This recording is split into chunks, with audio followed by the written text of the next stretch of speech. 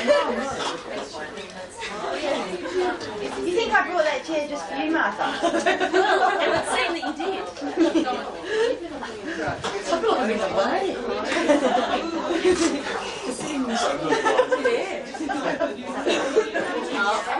All right, I think. Do we shut the door, Kerry? If we shut the door, the temperature will just go berserk in here. But is there, I think there's climates. Oh, that's true, but we're not going to make a lot of noise. Yeah, we're probably making a noise now.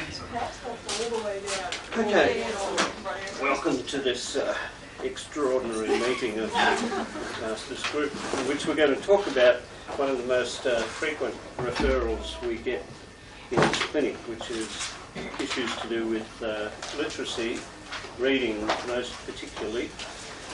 And I want to talk about the evidence-based approach that we use in trying to address the problems of the students that we see.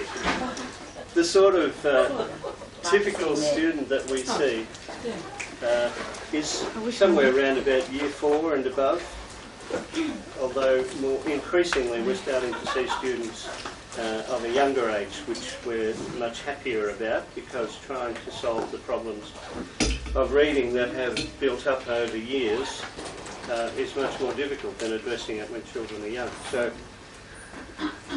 the sort of children we tend to see are children who have difficulty getting the words off the page. That's their main problem. And so the program, and the programs that I'll be concentrating on in this session, are programs that teach children how to read accurately and with some speed, in other words, fluency. The two big stumbling blocks for children as they fail to make good early progress. Their continued problems are accuracy and fluency. And hence we're going to be focusing on programs that emphasise decoding. Decoding meaning being able to figure out what a new word says, even if you've never seen it before. Being able to look at the bits of the word and associate sounds with those bits and figure out a word. Because we know that as they get up into middle primary and into secondary, and of course some of our clients are tertiary students too, we know that their biggest hurdle is not being able to figure out words they've never seen before, because somewhere along the line they missed out on learning how to deconstruct words into their bits and then associate sounds with those bits. So that's their problem. They might also have problems in understanding what they read, and part of our assessment would highlight whether they have 2 levels of problem, can't get the words off the page, and secondly, even if they could, can't understand the vocabulary at their grade level. But that's a separate problem, and it's much less common than the main one we see. And that is simply saying what's there and saying it with sufficient fluency that it makes sense. We've talked about automaticity before in another context, haven't we? And in reading, automaticity is observed by fluency. When somebody can read without consciously even thinking about the words on the page, they just appear in your mind or appear as understandings, then you're reading fluently. And one way to measure that is how fast you read it. So there are grade level measures. For example, someone in, say, grade 1 should be reading somewhere around, say, 40 to 80 words a minute. But by grade 4, they should be reading probably 150, 200 words a minute. More specific figures we've got in this document in front of you. So this is the typical sort of student we see. We go through an initial interview, and what we're going to simulate here with Mary and Lisa is parent and child.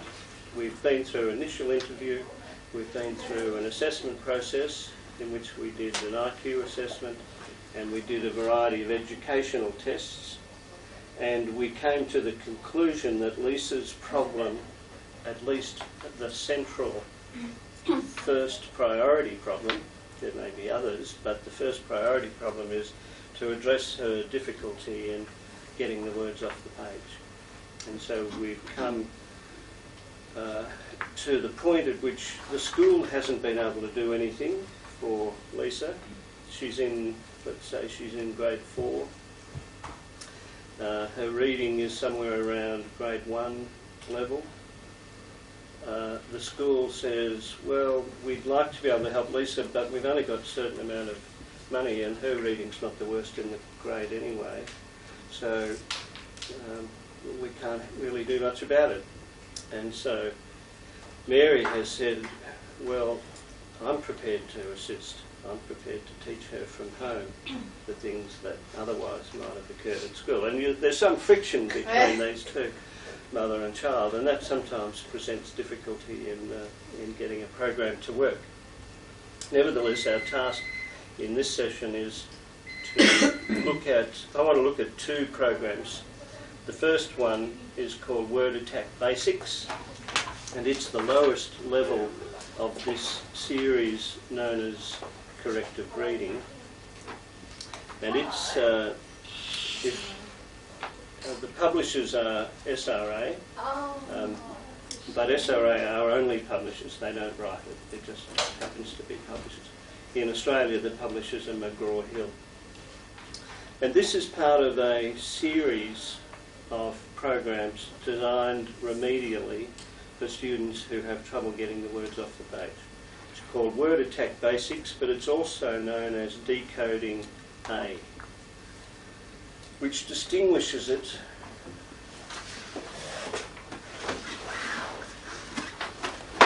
from Decoding B.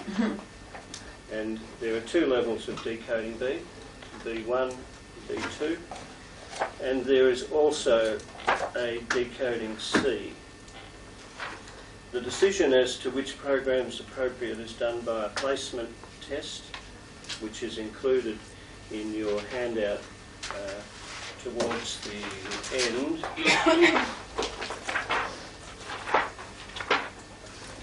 On about page 88, 87. We won't go through the placement test at this point. I will go through it with you in one of our classes, I think next semester. But the placement test will say this child's reading is still not advanced enough even for this remedial program. Pardon me. The program is designed for students between roughly year 3 and adult. But sometimes you'll find children, I've had children even in year 7 who don't pass any level of the placement test, neither A, B, C, which are increasing in sophistication. Each level goes up a bit. So for a child, say at year 7 who's reading at level A, you would probably find in your formal assessment that his or her reading was somewhere around grade 1, grade 2, if we're using grade levels as a measure. Somebody who came out at level B would probably be reading at somewhere around about grade 3, and someone at level C would be somewhere around grade 4, 5 perhaps. So age is not really the issue here, because we can have children in year 3 at level A, we could have adults at level A if they've really seriously got problems in making progress. But our placement test determines the level. So we'll look at level A first. Feel free to ask questions if I've left anything out as we go through. What was level A again, Kerry, for grade 2? Well, the whole program is for year 3 to adult. 3 upwards. Oh, for year 3. So that's a year 3 level. Well, yes, that's okay, good point. The program's designed for ages, for students of the age at which they are in grade 3 up to 12. So in other words, grade 3, you're talking about 8-year-olds onwards, but their reading might still be at grade 1. And that looks at grade 1 level reading, doesn't it? The level of sophistication. In fact, I've gone through the aspects of the program and done a word sophistication measure. Just the simple thing that you've got in Word. You know how you can do a measure in Word of, I've forgotten what it's called, the actual measure. You know, readability. There are things like the Fry readability measure, where you put in a section of prose, and it will tell you around about what grade level it is. And the stories that are in this are somewhere around a grade 1 level. That's A, decoding A. Yeah, yes. So the point is, with these students, we have to address their problems at the level that they're currently experiencing. So they need to go back and learn a different way of reading. Typically, when you observe these children reading, they will be guessing words. They'll make a lot of mistakes with simple words like the and ah. They'll just leave them out or put in another word that they think the author might have said. So they're often second guessing the author. They might have a store of words in their visual memory that they can say, but new words completely stuff them. They just say, you can't read that, because nobody's ever shown me that, it can't be read. Their only way of reading is from this limited store of sight words and from guessing from the context. You know, the man went sailing in his probably not a bus, probably a boat. Just guessing what the word would be, maybe from the first letter and the context of the story. So what we have to do is take them back to looking at the actual letters, the sequence of letters, and the sounds associated with that sequence of letters. And that's what we'll find is happening at a very basic level here. One of the reasons why students haven't made progress is because of a concept called phonemic awareness. That is, they're not sensitive to the sounds in words.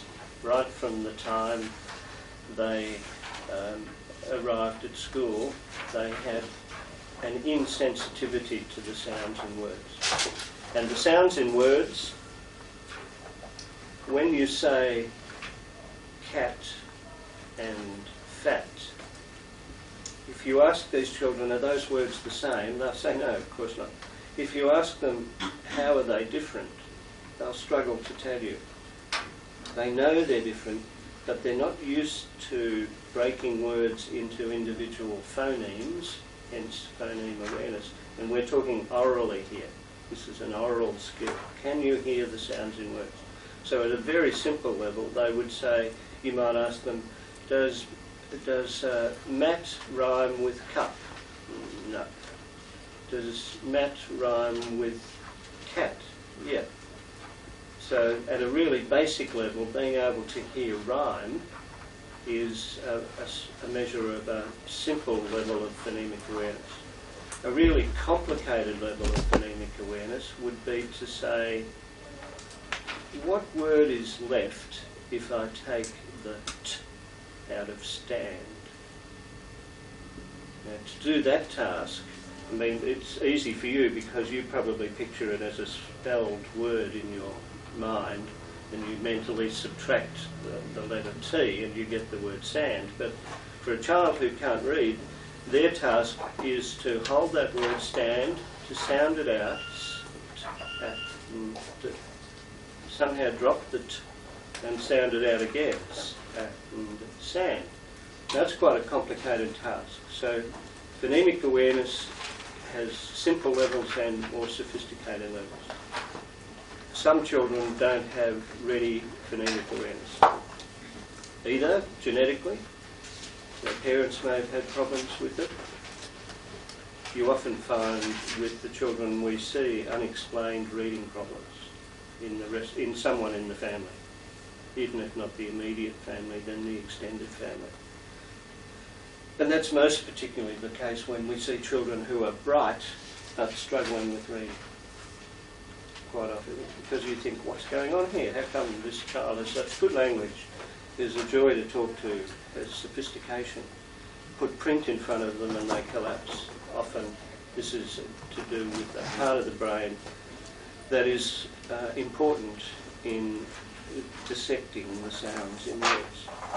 Now, if you can't dissect it, if you are not sensitised to the sounds in words, so there are 4 sounds in sand. There's they're the smallest units of sound we can get out of that word sand. If you can't do that, then how are you going to make sense of our alphabetic system that is merely the application of a written symbol to all the sounds that are in our language. Our language, our written language is alphabetic, it's not pictograph. You shouldn't have to remember words as a sort of visual image in your mind. You should be able to figure it out on the basis of symbol stands for sound. You can blend sounds together, so sand. That was a blending process of 4 discrete sounds gradually coming together to give a word in your vocab that you could say. That's the word sand.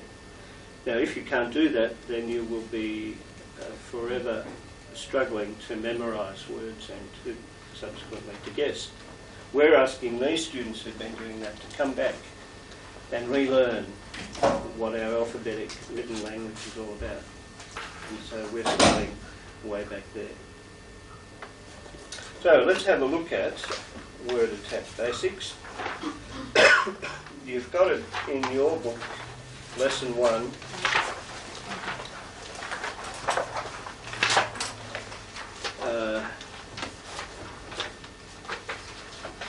On page 36.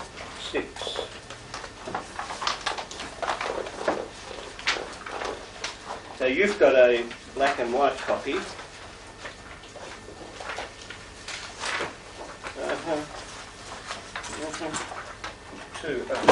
Book 1.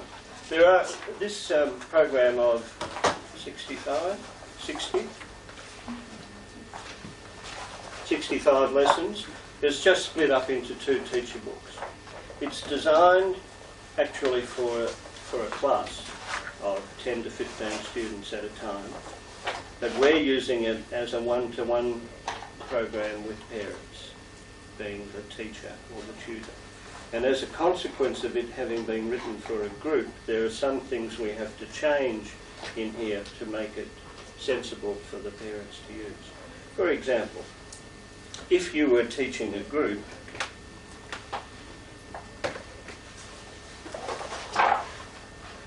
suppose you are my group, and the first task is listen to the first sound in at.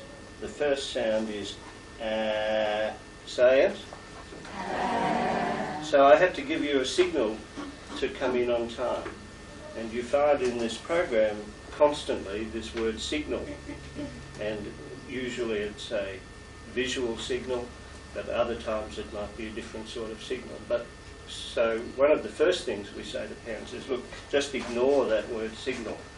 With only one child, we don't need a choreographer to let them know when to respond.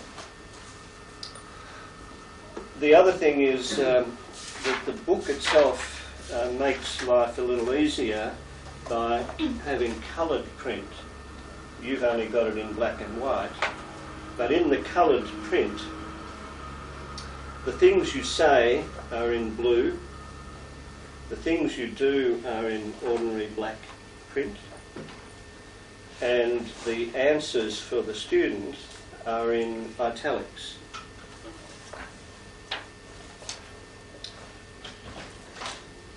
The other issue there is that the A that is there has a little squiggly thing on top of it. There are 2 types of markers that are used, a squiggly one and a bar. The squiggly one is a sign to tell you that we are saying the short sound for this word. So the short sound for the written letter A, the short sound is A, and the long sound is A. The short sound is when you see the squiggly thing on top, and if you see a bar on top, it means to say the long sound.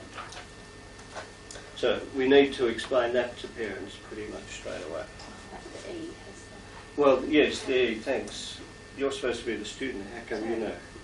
Just looking. Well, I like students who pay attention and a step ahead. Often you'll find, in fact, that students get more used to this program more quickly than parents do, and they will often correct parental errors of tutoring. But you notice a couple of things here I should comment on. when I said the A sound, there were 3 examples, 3 A's there. That tells us we've got to hold that sound. And the most common correction you'll make straight away is the person will say A. And you've already said the first sound is A. So it's around about 2 seconds worth. It's not just A. If we looked at task B, you can see in the last part, that is step 3, listen to the last sound in C. The last sound is E. So the bar on the top tells us to say E, not E, which would be a short sound. Is that clear up? Maybe not. Yep. It is? Okay. So is the long sound where you're sort of naming the letter? Yes. On you, Lisa. You're quite right. Another way of looking at a long sound is when you say its name. And the short sound is what we learned as kids as that is the sound of the letter. The sound is A. It only says A in certain situations. But another way of expressing that is the long sound. So A is the short sound. So let's give some examples. What about the letter I? What's the short sound? D. And what's the long sound? U. What's the short sound? And the long sound? U. Okay. All right, are we ready to start? Now you would be sitting next to the child. We're not doing this as a group, you don't need to respond. We're doing this as a modelling session. I'm modelling lesson 1 for Mary, and Lisa, Mary's daughter, is at level A, and we're going to do lesson 1 with her. And from time to time I'll ask Mary to do one of the tasks. So I might do task A and task B, and then say, Mary, could you do task C, and I'll give you some feedback about how it's going. Okay? All right, Lisa, attention. Listen to the first sound in at. The first sound is say it. No signals. Yes. Notice 2 here. Repeat step 1 till firm. If it was unclear whether she was able to do the task, then you go back to it. You'll see this repeat until firm just constantly throughout the program. And the program's based on the notion that mastery of every step is necessary for continued progress. So it is better to err on the side of repeating than it is to just let it go and hope that it all gels later. It's really a construction. Everything is constructed on the basis of what was learned before that. So it's important to stress that to parents. Lisa, listen to the last sound in at. The last sound is T. Say it? Yes, T. Now that's a stop sound. It's very tempting to say T. Whereas a stop sound should have the same sound it makes when it's on the end of a word, like bat. It's not bat, T. It's just bat. So when we say T, the best way to try and get away from T, we say T because we're trying to make it louder. So we encourage people. Lisa did it beautifully, and wouldn't have needed any extra help with that. But typically the student will say T. Now T is not the sound. We're trying to associate the letter with the sound, and T is spelt T-U-H or something like that. So we want to get that right from the start. When you've got a stop sound like the T, then you just don't voice them. You just let them come without a lot of air movement. It's not a crucial point, but it does help to stress that from the beginning. Just try it. Try feeling the difference between T and T.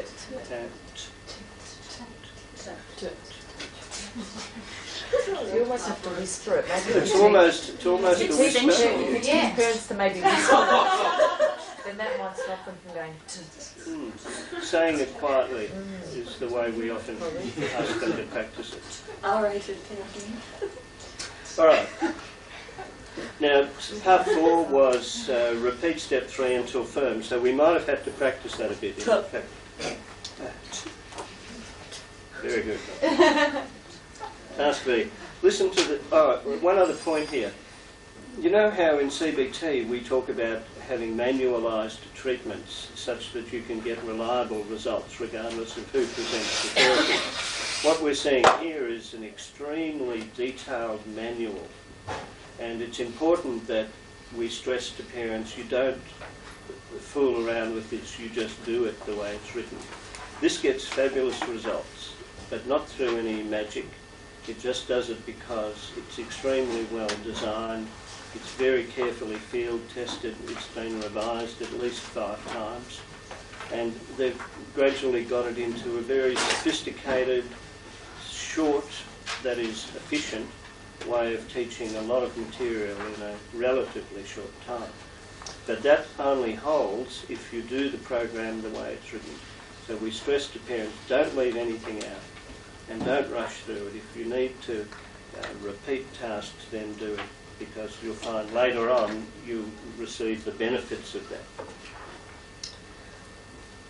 Listen to the first sound in C.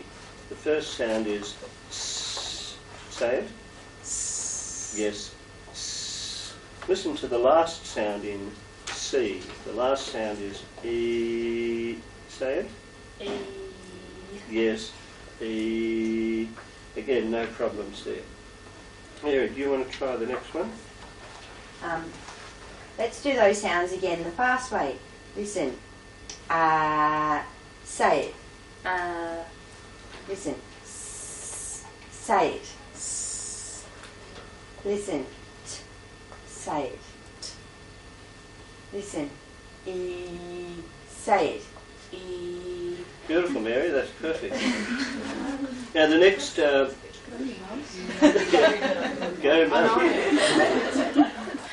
The next section here, you've put yourself in the position of a teacher. The teacher has now done a group activity but wants to do some individual work as well. This is hardly relevant with us because it's all been individual.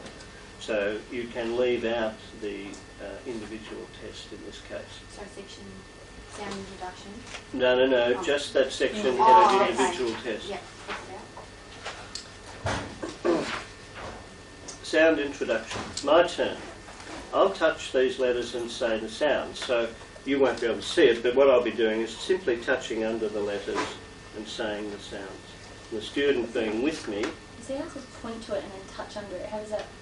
Does that mean keep finger on it first? If I were teaching this on the board, I would point to it. I'm not touching it here, and I would signal by saying this letter is S.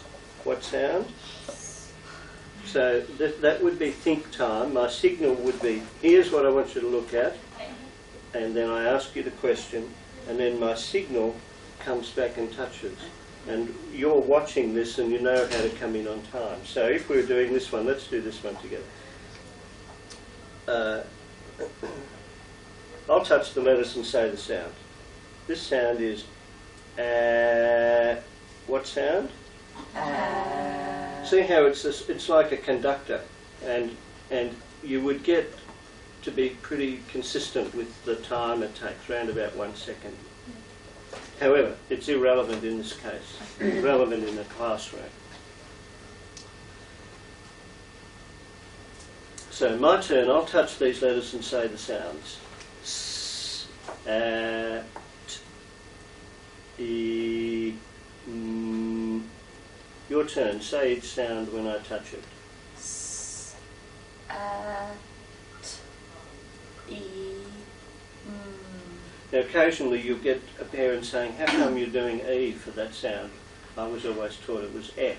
But there's 2 sounds for this, and we happen to be using the E sound, largely because it helps us to get into words. E is used in a lot of simple words, and so it gives us more words to play with if we use that sound. Again, we've got individual tests. We can leave that out. Oh, I should have mentioned here. Notice the two parallel lines there where it says correction procedure. There is a correction procedure for any error, and typically the correction procedure is you correct it and you point to the sound, say what it is and ask what it is. So suppose, Lisa, you say eh over here. I would say e. This sound is e. What sound? E. Okay. And then I would tend to go back to the start. If there's a mistake made, I'd go back and do them all again. Kerry, So, with the E, would it be F if it had the yes, on top of it? yes. So we need to try to remember our correction procedure, because it will be the correction procedure that applies from now on until we find a new one. So the correction procedure is say the answer, point to the letter saying the answer, and then ask for the answer.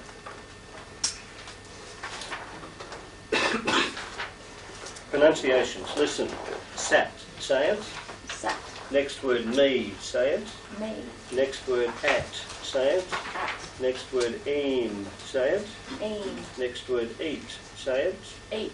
Next word am. Say it. Next word ma. Say it. Ma. Notice step 3 there, it hasn't repeated all the instruction. It implies that you can figure out now what the first part of the instruction is. I'll say words that have the sound what sound? Yes, listen, ram, sat, mad. Your turn. Ram. Say it. Ram. Yes, ram. Next word, sat. Say it. Sat. Yes, sat. Next word, mad. Say it. Mad. Yes, mad.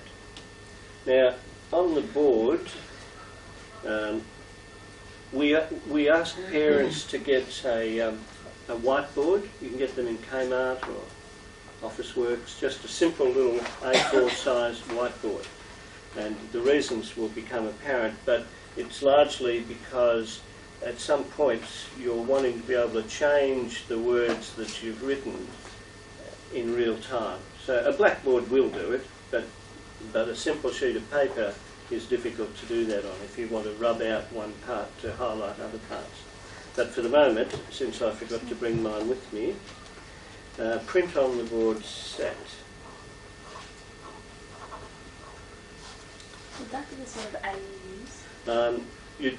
You typically use the letters in the format that the book is using. I mean, that's how I write it. But Sat. What word? Sat. Yes, sat. What's the middle sound in the word sat? That word is what? Sorry, that sound is what sound? That's good. So Lisa intentionally made a mistake there of making a sound that was not quite it had a bit of in there. It wasn't as clear as very clever of her to do that. So it gave me a chance to do the correction. I say the answer, I point to it here and say the answer, then I ask her the answer. That was the correction procedure. Right, moving along. Although, had she made that mistake, I would have gone back and looked at the word again, just to be safe. Would have you gone to the start of task B again? Or No, just the latter section, yep. the 7, 8, 9. If there'd been any problems with the early part, then Yep. certainly. Exercise. If you don't pick up a mistake, is that very bad?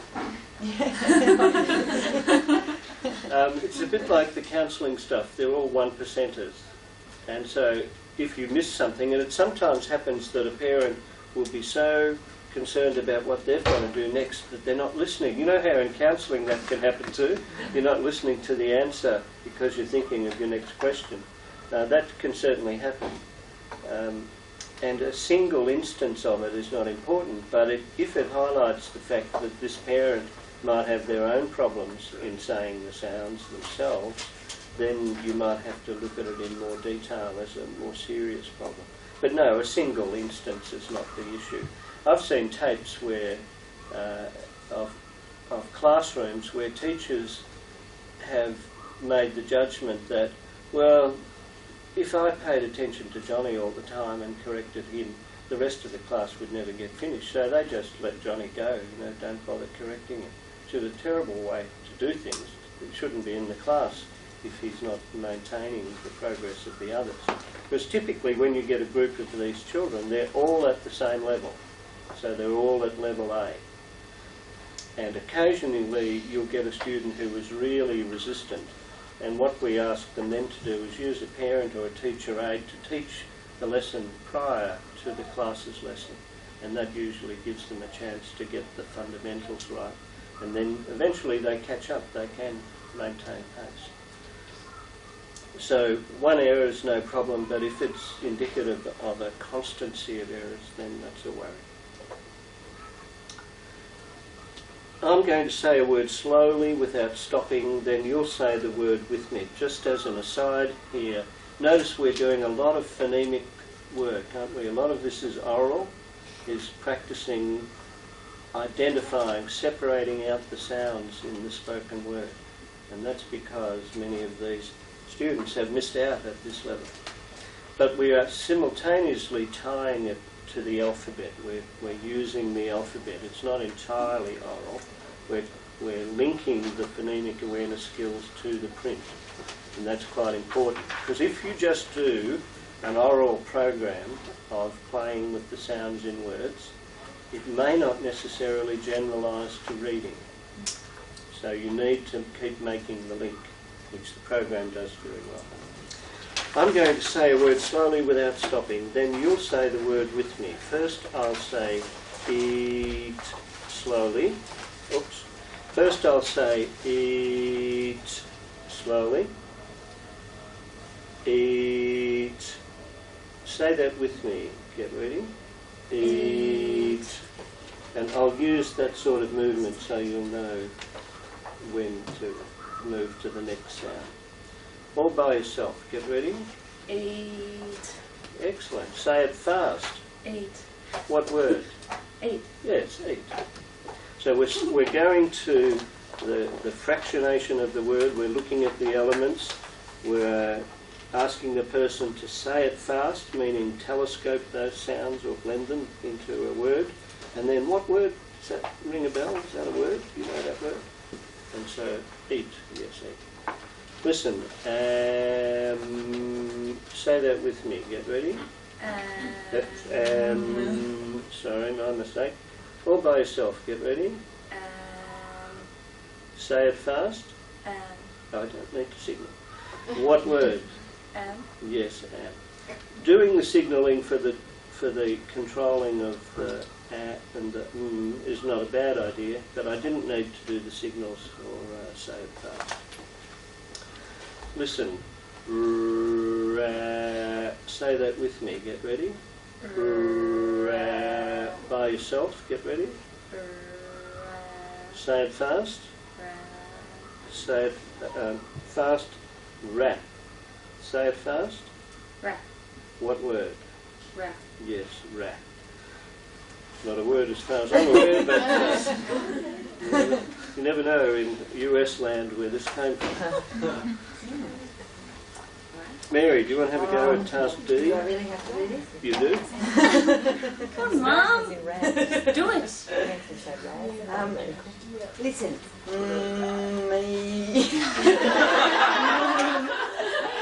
That's good. Say it with me. Get ready. All by yourself. Get ready. Say it fast. What word? Yes, me. Okay.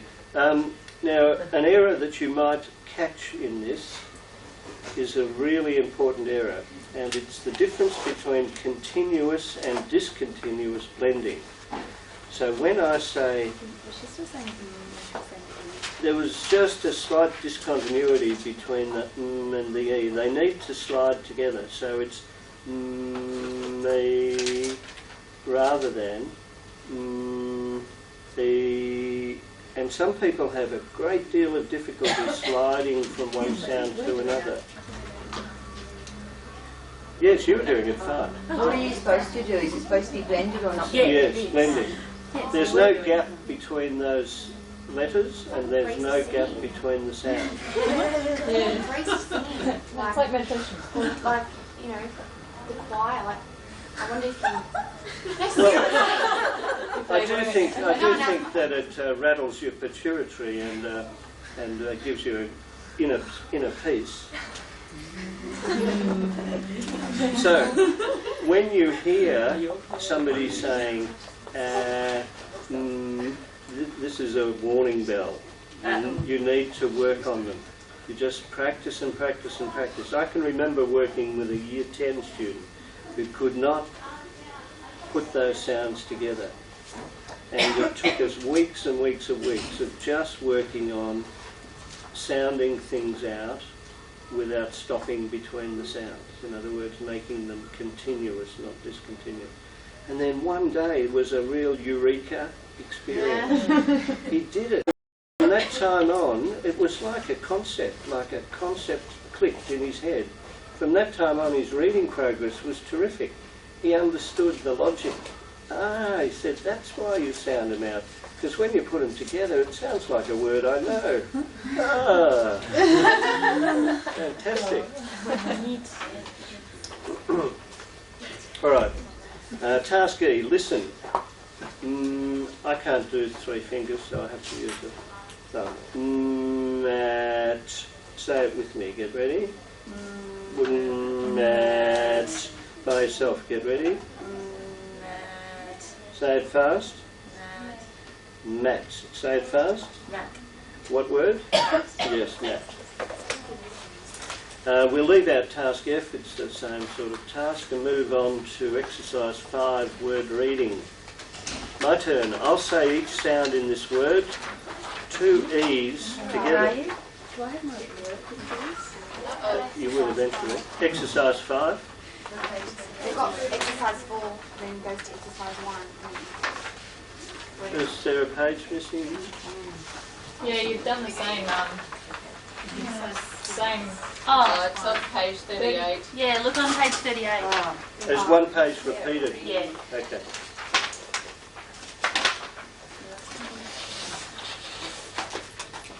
I haven't lost my touch. But messing up my photocopy. Right. Word reading. My turn. I'll say each sound in this word.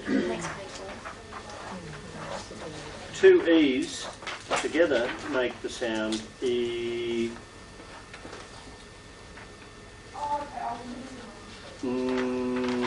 Your turn. Say each sound when I touch it. What sound? What sound? Now I'm going to sound out the word. I won't stop between the sounds. Do it with me. Sound it out. Get ready. Again, sound it out. Get ready. By yourself. Sound it out. Get ready. Say it fast. Yes, you read the funny word aim. Now, you wouldn't have been able to see that, but when we were doing the sounds, I was touching under the sounds, E and the and when we were sounding it out, I was doing a sort of a loop.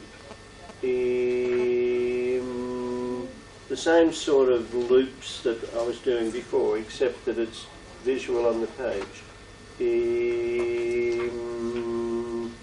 Just gives you an indication of how long to hold that. Task B is the same conceptually. Task C. Mary, why not have a go at that? Oh, is it the same? Yep. That's great.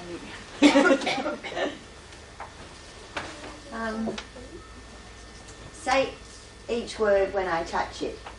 What sound? What sound? Now I'm going to sound out the word. I won't stop between the sounds. Sorry. As you say. Is that it? Very short? Do it with me. Sound it out. Get ready. What am I meant to be saying? Yeah. I'm very confused. Sorry. Am I saying at or No, you're saying ah. I'm saying it wrong.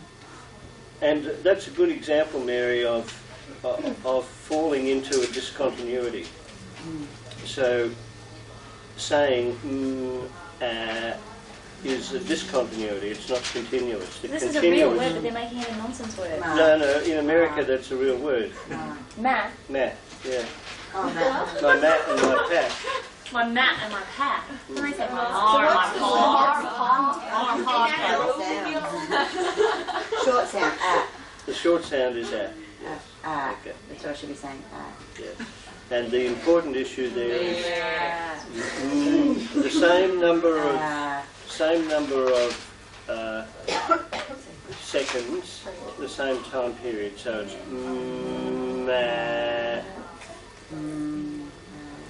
there's a pause there. Do it again. That's better. Okay. So we're constantly on the lookout for that pause.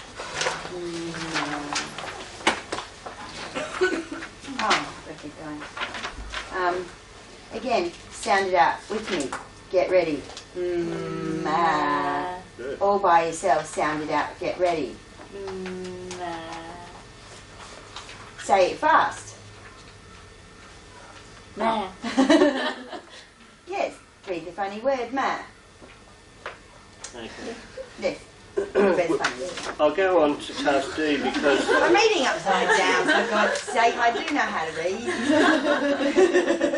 now an important point to make to Mary here is even teachers say it takes 20 lessons before they feel in any way comfortable with this stuff. So as a parent, it'll take you probably 20 lessons. Well, no, as a parent, it should only take you 15 because teachers are not as clever as parents. So, but it's going to take time to feel comfortable with it, and that applies to all of you as well. Is that comfortable, for the child to be comfortable or for the parent to be comfortable? For the parent, yeah, presenting it, because you're trying to read what you're going to say, at the same time you're trying to remember to correct errors, and then you've got to remember the correction procedure, and then do I move on or should we practice that one again? There are all these decisions.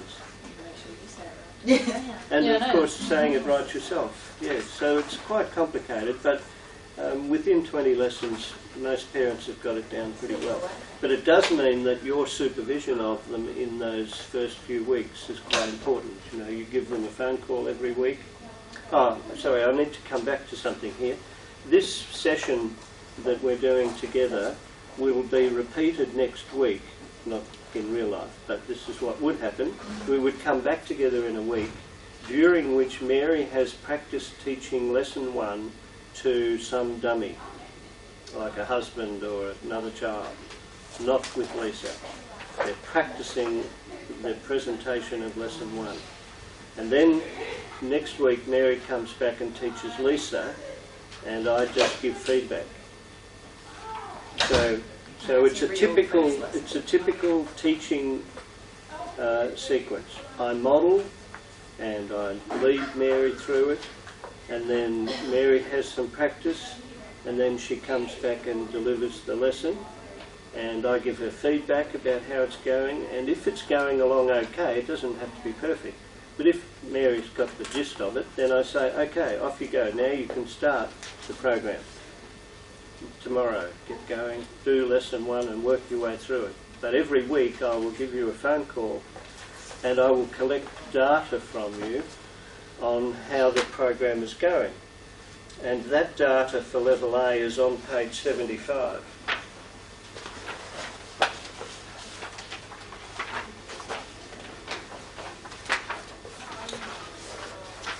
Notice 75, Corrective Reading Program, Level A, Lessons 1 to 35.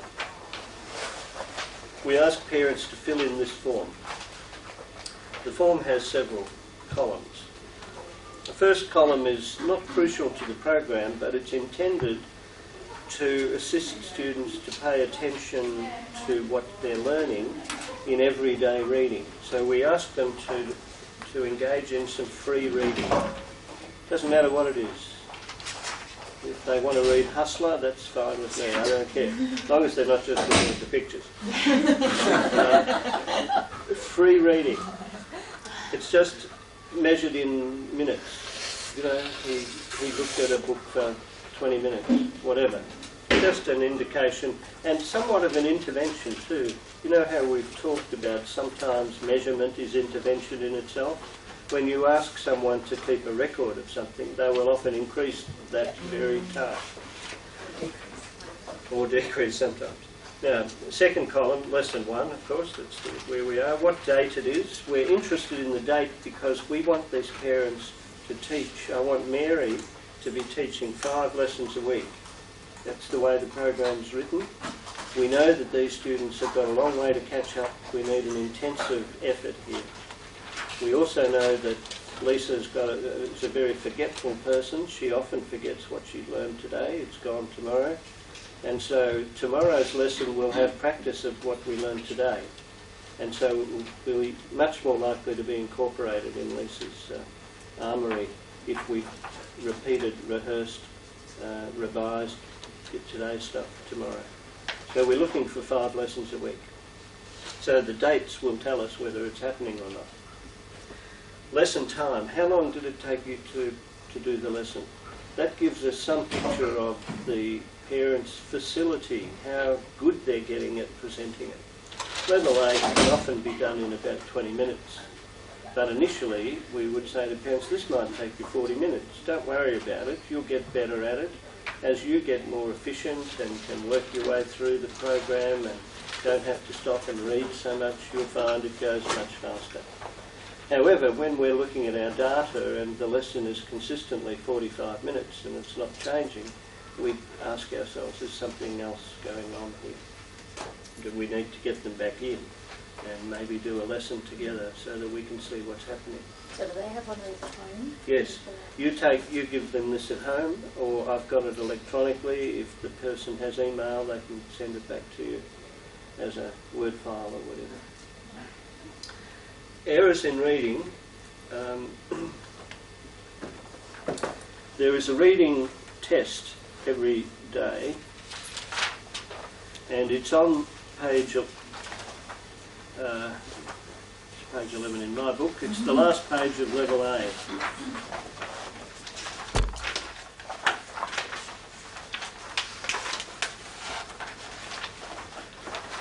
What page is that now? 42. Page 42. See that section there that says individual reading checkouts? In this program, we get data every day on the child's reading decoding progress. It's continuous progress check. So, it's a sounded out checkout. We practice sounding out all the words in part 4.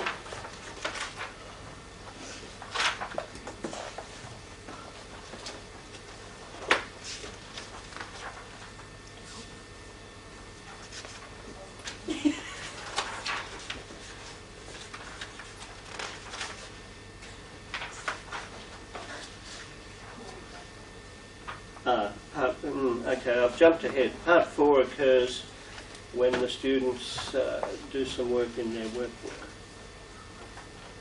Let me leave that bit out of it for now. Just we'll talk about errors in reading in a moment when we get up to that.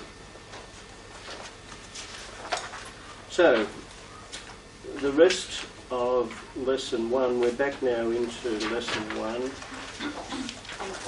The rest of that, the MA and the AM and the AT and the EET, the rest of that are identical teaching sequences, so I'm not going to go through that with you.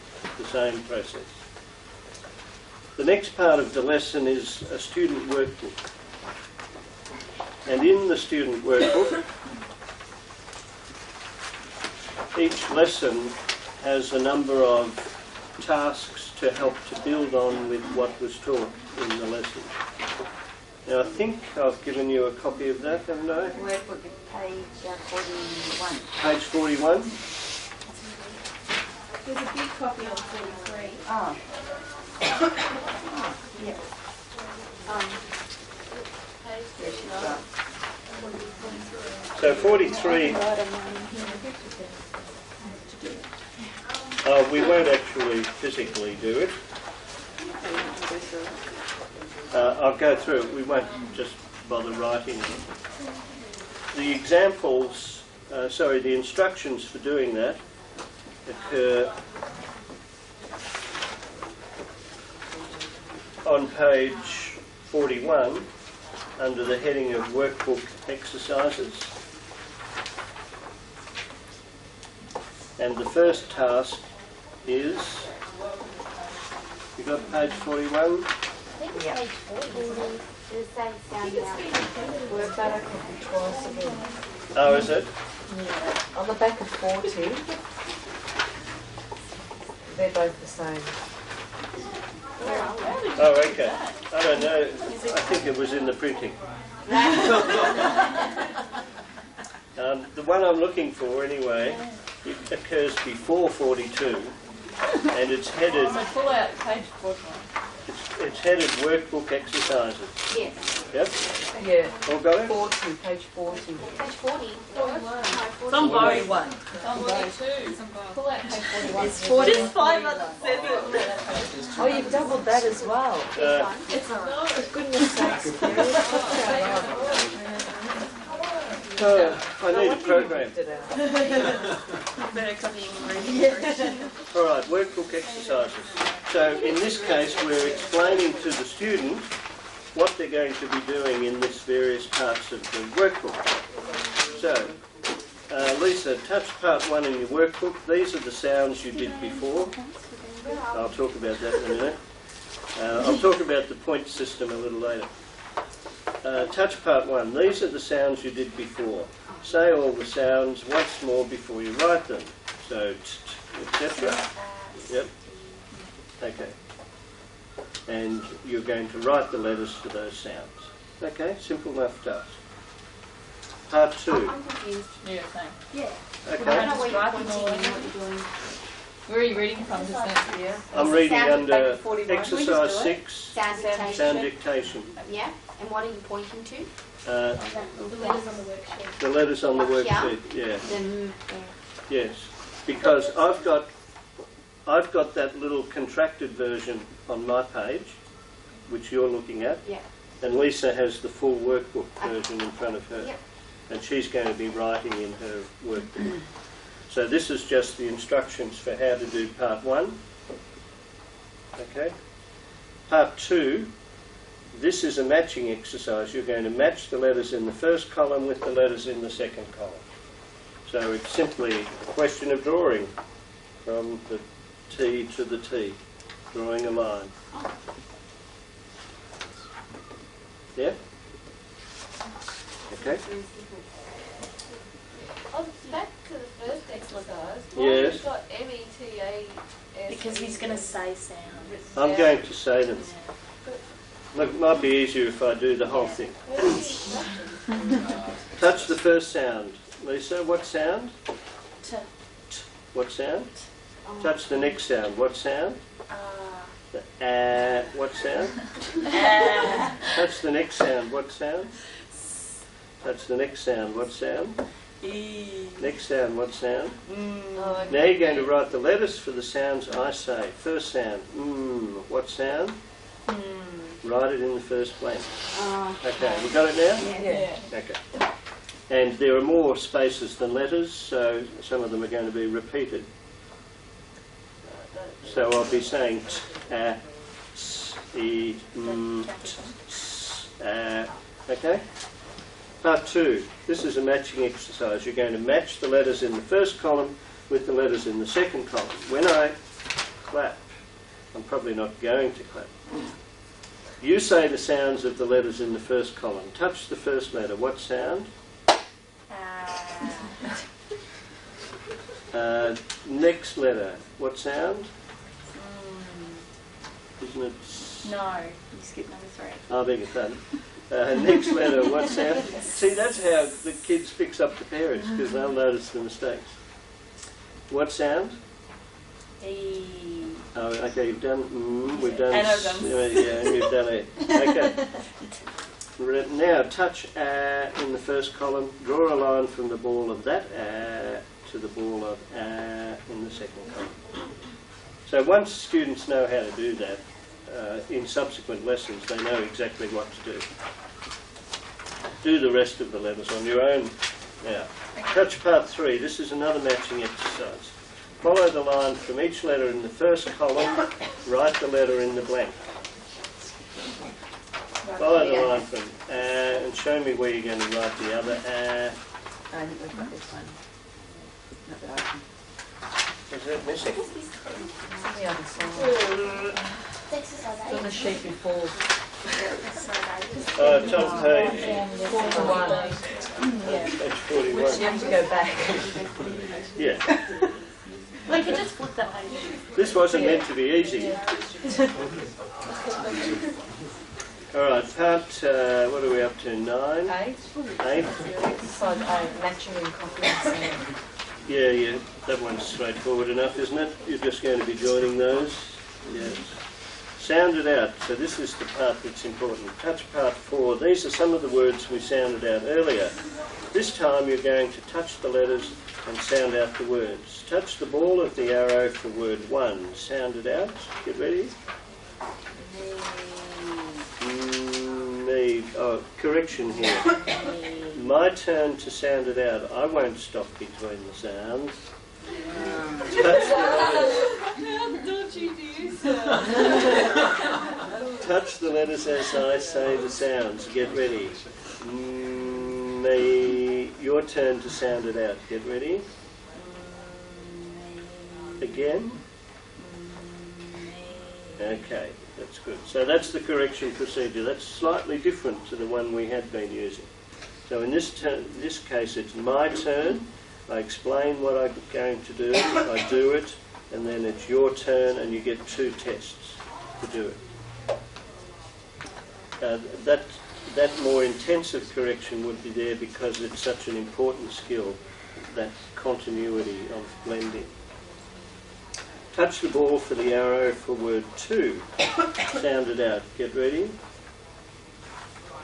Ready? Yep, go.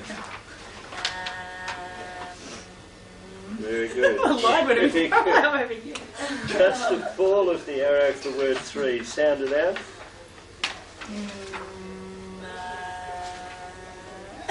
My turn to sound it out. I won't stop between the sounds. Touch the letters as I say the sounds. Get ready. Your turn to sound it out. Get ready. Again. Very good.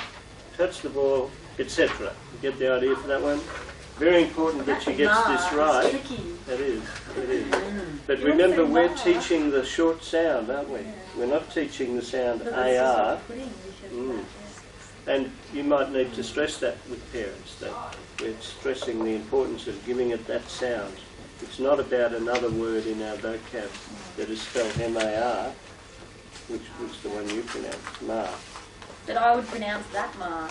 But not in this program, you won't get No. away. All right, so the rest of those are straightforward enough. Now this is the part that's going to be tested later, so we need to get that right. We're up to exercise 10. Touch part 5. Touch the first circled letter. What sound?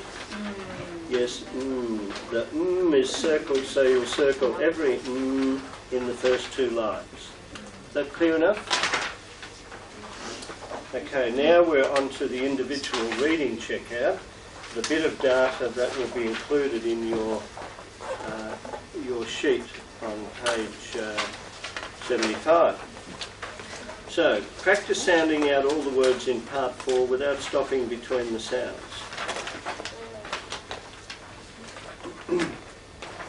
I guess I need to talk about the points. Do that again. Sorry, that Yes, you get a practice before you're given the test. Yeah. Now I need to talk about the points here because it's integral to this part. In the student book, this program offers an external points system to help with the motivation. Often students are lacking in motivation, they're disheartened, they've tried before and failed. So in schools you can use a point system, and some parents like to use a point system to build the child the points to get them a new pair of Nikes or something like that when they get sufficient points. Something that the child would actually like to work towards. And so points are assigned at 3 different parts of the lesson and are added up on their workbook. And they can earn a maximum of 10 points for the lesson, and those points go into boxes A, B and C. Box A is mentioned where? Yes, in the workbook exercises after exercise 4 and before 5, I should say, and before exercise 6.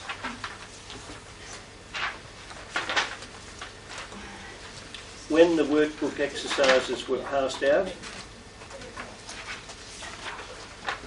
that's on page 40. 40? Yeah, at the top, where it says pass out the workbooks. I think it's 41, isn't it? Depends which one we saw out. Oh, okay. Yeah, you get a choice. The So- options. So if Lisa had worked well, as she had, I would say, Lisa, write 4 in box A at the top of your workbook lesson. That shows that you earned 4 points today. If you didn't work well, like if she'd spat the dummy, you didn't earn any points today, but you'll get a chance to earn points on the workbook part. Okay? Notice how I've got to change some of the print there, like everybody's and so on. So that was the first time she earned points. The second time, was 4 points for that. Oh, sorry. Yes, you can earn 2 points for the workbook activities. If you now move to the finish of exercise 10 on page... That means if they get it wrong, it says, Reward effort. yeah, yes, we're rewarding that's an effort one. Yeah. Yep. Can I get 2 dollars? After exercise 10, it says record 2 points in box B for students who follow your instructions and do the workbook activities. So again, it's an effort. Did Lisa follow my instructions? Yes. Did she do the workbook? Yes. Okay, so it's 2 points in box B. So she's got 6 so far. And this last part, she can earn up to 4. This is in exercise 11, the sounded out checkout. The And now it's pressure's on. about getting it right. If you sound out all the words with no more than 1 error, so you're allowed to make an error, you'll get 4 points. If you make more than 1 error, you don't get any points, but you'll have another chance to earn 4 points by studying the words some more and reading them again.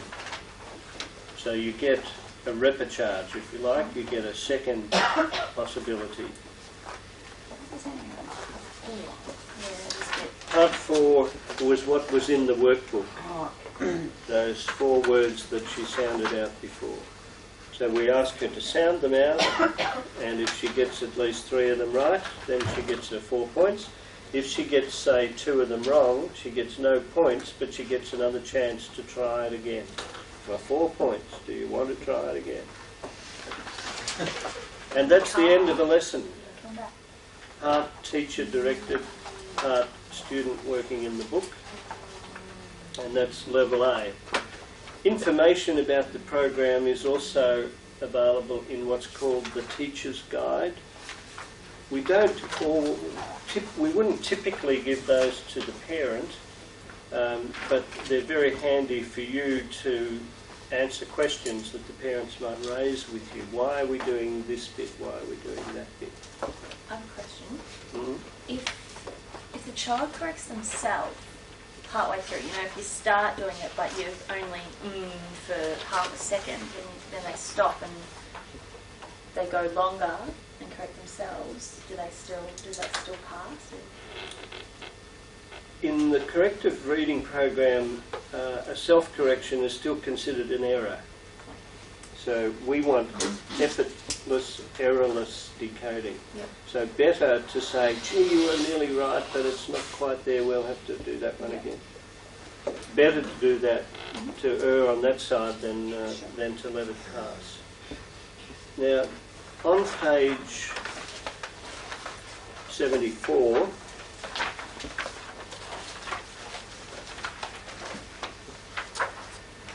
when I'm doing that session with the parent, I give them this copy of what's on page 74, and it will have highlighted many of the things we talked about.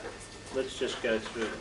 Read the instructions about how the program is designed and how to present it. Read lesson 1 several times until you're reasonably confident about presenting it smoothly. Present lesson 1 several times to your partner, or it could be another sibling, during the week, trying to present it smoothly. Do not present it with your child this week. List any questions you have for the next session. Note the importance of sticking to the scripts and completing 5 lessons. So this to you can be a sort of a meeting, what's the word I'm looking for?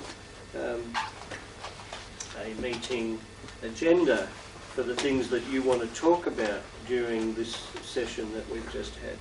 You want to be able to tick those off and say, yes, I did do that, yes, I've done that. Become familiar with the point system, so you will have talked about that. The point system is not mandatory. Some parents say, we don't need it. My child desperately wants to learn to read and we don't think we need it. Others will say, well, he's a bit reluctant, maybe the point system's a good idea. Kerry, can I just ask a question quickly? Sure. With the data recording part, do the parents record the errors in front of the child? Like, I'm just sort of thinking, like, how do the children react to that, like sort of seeing the errors tallied up or something? We usually say to the parents, use something like this, like a clipboard, so that you just make the marks. You don't comment on the errors, you just make the marks as you go. It's best if they can't see. They're only recording the sound out checkout. Yeah. The other thing that's worth mentioning to children is each error is a teaching opportunity. When you make an error, I'm not upset. It gives me a chance to teach you some more. It's a reframing. And it might sound a bit twee, but it does seem to help, I think, to remove a sense of punishing. And some parents do have difficulty in shifting from the parent role to the tutor role. They will sometimes feel either a bit vulnerable with their child, or they feel like they're being too dominant, they're being cruel. Sometimes you really need to assist parents to adapt to that secondary role. And so sometimes you're doing a bit of counselling like that, as well as being a trainer of tutors.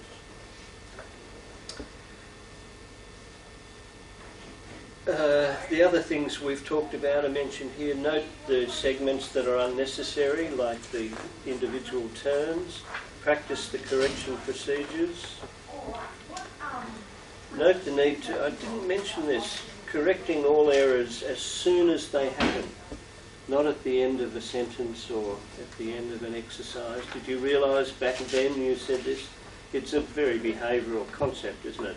You provide the consequence or the feedback as soon as the problem occurs. Remember what repeat until firm means, and we've talked about that it's important to make sure each thing is mastered before moving on. the discomfort I've mentioned. The signals, in most cases, we don't use them at all. But occasionally you'll find a child who is a very slow responder. They just, they seem to be in a daze and they take ages to answer questions. Sometimes a signal can be a good way of improving that slowness of response.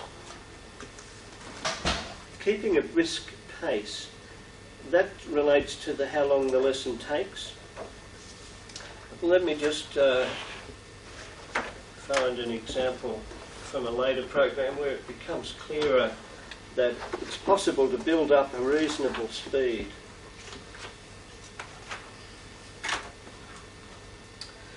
Ready, Lisa? Yeah. You're going to say the first sounds in hard words. Listen, slip, say it. Slip. My turn to say the first sound in slip. S. Your turn, say the first sound. S. My turn to say the next sound in slip. Oh, your turn, say that sound. My turn to say the next sound in slip. E. Your turn, say that sound. E. My turn to say the next sound in slip. Your turn, say that sound. Notice how I'm pushing her here a bit. I'm almost starting a sentence before she's quite finished. I want to get through this lesson. I've got the washing up to do. I've got to read to my younger kids. I don't want this to take 55 minutes. I want it to take 35. And as long as I don't induce errors in Lisa while I'm doing this, I like to be able to get into a smooth rhythm. And the rhythm actually can have a sense of, maybe I'm confused, but a sense of fun. Sometimes when we get into a rhythm about things, time goes quicker, you get caught up in the game of maintaining the rhythm, and so encouraging parents to build up a rhythm can be a good way to go. But they shouldn't expect to feel like that initially. It's kind of motivating too, Kerry, because if the parents sort of, got energy and moving Yeah. on, the kid will feel like that too. They're sitting there and, hurry up. If you said that slowly, you just... It can be. It can be a real dirge. Yeah. Yeah, and you're trying to avoid that. That's partly too why you're keeping records of how long the lesson took. Yeah. Gives you a sort of proxy measure of that. Remember the importance of the focus on sound combinations. Don't forget to fill in the sheet. The last part I haven't talked about, but at the middle of the program, so at lesson 30, there is a mastery test. It measures everything that's been taught so far. The parents can usually do that at home. When they're halfway through the program, you just send the mastery test home. Depending on how the child goes on each of the segments of the mastery test, they may need to revise a couple of lessons, or they may not. They just go straight through. But it's an additional way of ensuring this program works. You've already got the day-to-day data, but in the middle of the program, better to find out after lesson 30 that something's not working well than to say 65 lessons down the track, you've messed up. Yes, that's a good one. Now there's one other thing I do want to cover with you, and this is when you do timed reading checkouts, and it first occurs on lesson 12 of decoding B1. Doesn't happen in A, but in well, actually it does happen further along in A. But if you master doing this in B1,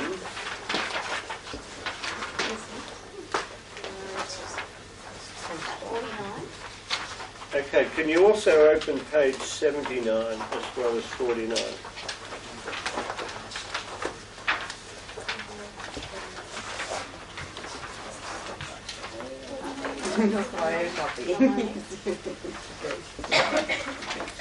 No, I like it more that you've numbered every second page. How do you know it's lesson? So yeah, like this one's 38, but then the next page there's no number, and then the one after that is 79. I didn't do this. Not my fault. Leave me alone. It was a 4-year-old. Leave me alone. Okay, lesson 12. Oh, Okay. not again. That's page 55. Do it happen again?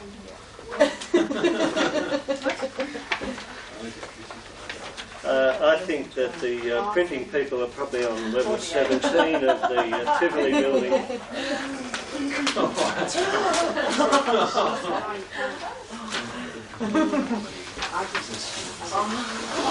Yes, it is. Now, can you also open page 78? 79. How many?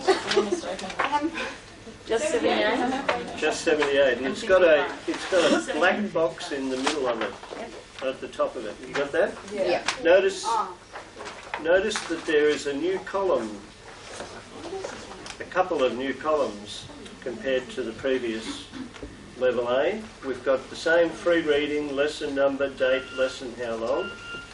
Now in level B1 there is a story that is read during the program, during the lesson, a story. And we're interested in how many mistakes the child reads in this first reading of today's story. And we're trying to have a target of 2 errors or less. But for the first 12 lessons there is no timed reading. That's why that's blacked out. But from lesson 12 onwards, the child has 2 measures of their reading. And that's what I'd like to demonstrate for you.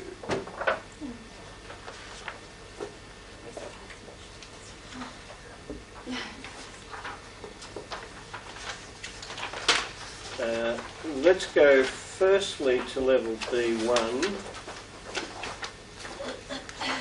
and find it's page 48 and a half.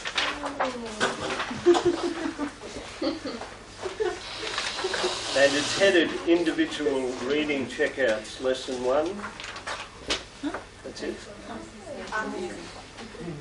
Is that peer checkout? Yep, peer checkouts.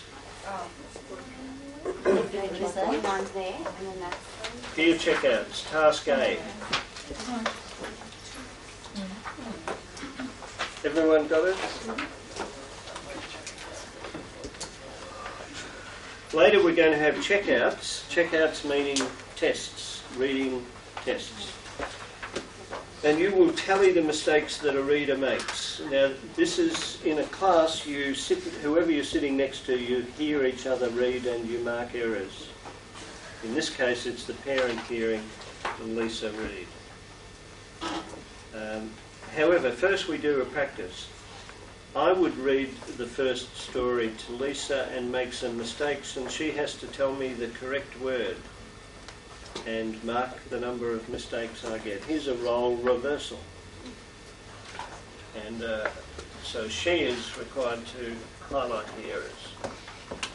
And so you mark, where does she mark it? Just on a blank piece of paper? Yeah. Yep.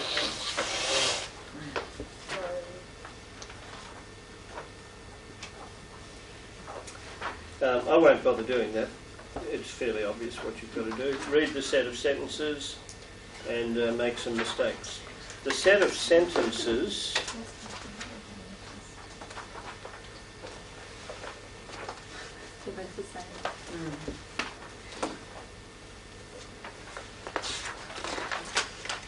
are on page 48. The student has their own reader.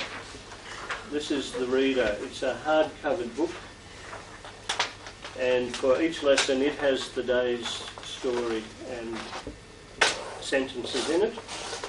And the student also has a workbook which is just like level A. It has additional practice in it. So during the story reading, they read their reader, and you've got the copies of it in the black boxes on your pages.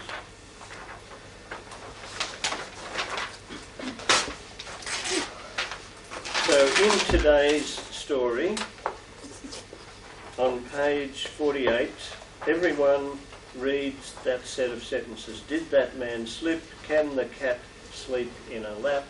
Clip the plant and keep the tip, and so on. And then we move over to page 48.5 for the peer checkouts.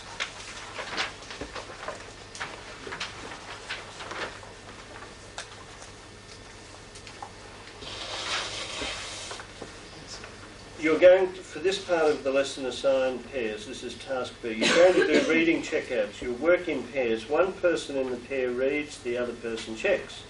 If the reader makes a mistake or doesn't know a word, the checker says the correct word. The checker makes a tally mark for each mistake the reader makes. The reading checkout is worth points, so I won't worry about that for the moment. If you make more than 3 errors, because your task is no more than 2, you do it again. And you don't get a point at all for that.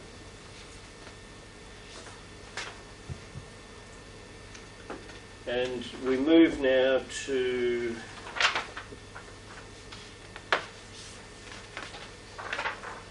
Do you just keep going until I get it? Yep, but the points only occur if you get it right the first time.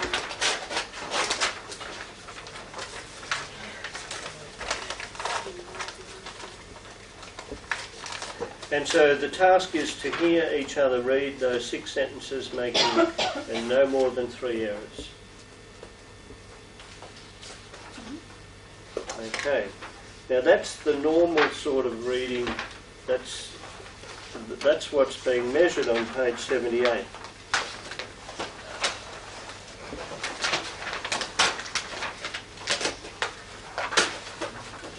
So see where it said first reading, 2 errors or less?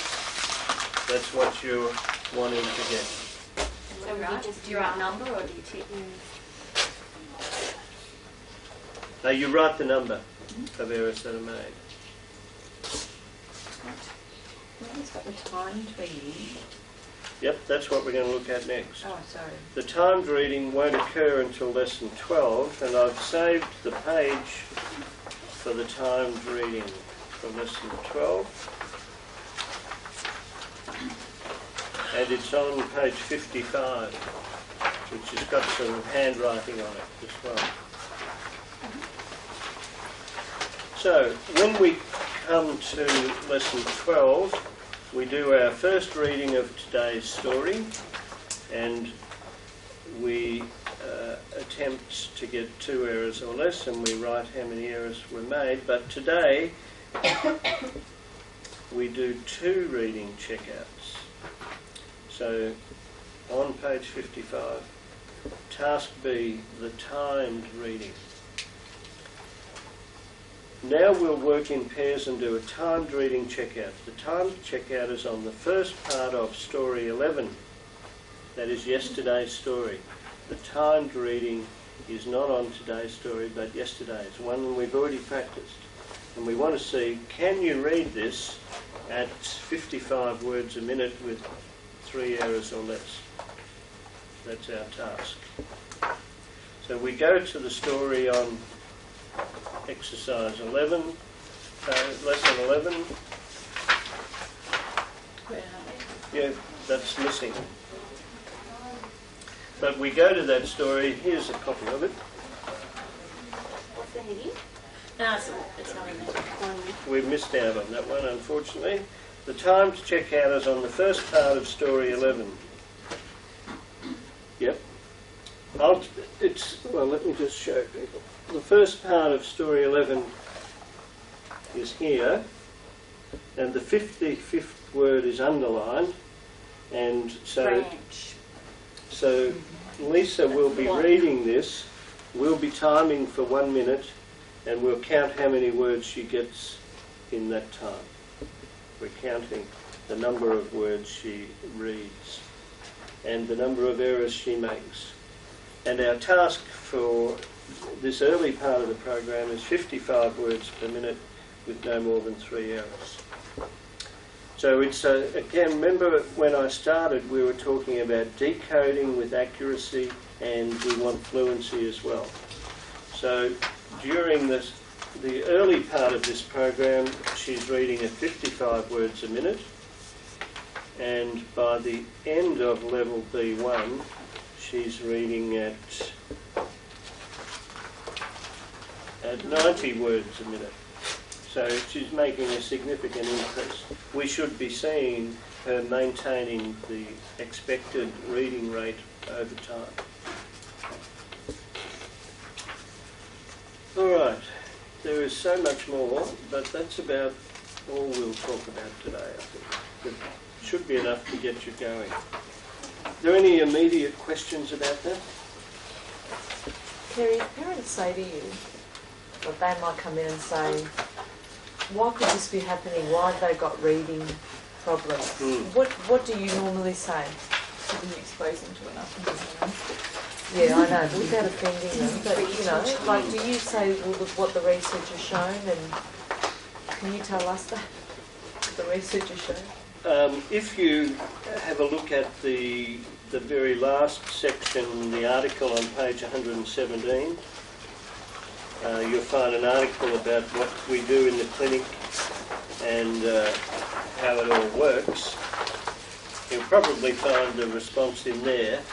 But basically I say that children have different needs and that not all schools are able to meet all the needs of each of the children. I try to avoid blaming the schools, but sometimes parents really do want to sound off about their school, especially when you feed back a report to them that says their reading is 3 years down. You know, sometimes it's tempting to say, oh, those rotten schools, but it really doesn't help to turn them off, turn them against the schools. So I tend to avoid any comments about what the school might or might not have done, but merely to say, well, we've learned a lot more about reading in the last 5 or 10 years, and we're hoping that the situation that happened with Lisa will not be a problem in the future. And it's wonderful that you're addressing this problem with Lisa now, but we simply didn't know enough about these problems before. Do you go through this? Like, when you're... The tutor monitoring form on page 128 is something I put together on the basis of another tutor monitoring form, and it's really just to give you, it's not to use as a formal document, but it's just to give you the sorts of qualities you would look for in anyone who's teaching one of these programs. So when, for example, you might bring a parent back and say, let's do a lesson together, these are the sort of things that you might want to help the parent to improve in. Or when they come back next week, when Mary comes back next week having done some practice, and you're wondering what feedback to give her, reading over these things can be a useful way of giving you some feedback. But we wouldn't normally use it as a formal document in this. We've used it in research before. For example, suppose a school's using corrective reading program and you're doing in your research, as Heidi is doing in your research and evaluation of a class program of corrective reading. One of the things you want to know is the program being delivered with fidelity? And a good fidelity measure would be something like this, where you've got a checklist and you can count up how many points are being made, what's the mastery of the program like. So would you just fill it out during the lesson while they're doing it with the child, or would you just do it afterwards so that you've got it? If I were filling it out, I'd want to be on a checkboard, on a clipboard, so that they're not seeing what's happening. Of course. Yeah, definitely. So that you don't appear to be the inspector. I tend to use it less formally and just keep those things in mind. Maybe scribble on a piece of paper, these are the things I'm going to talk to you about on the basis of what I've been watching here. All right, are we done? Okay.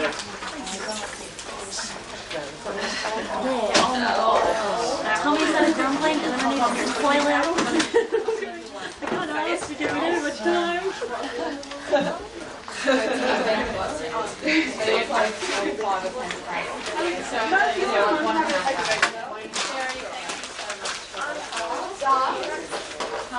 So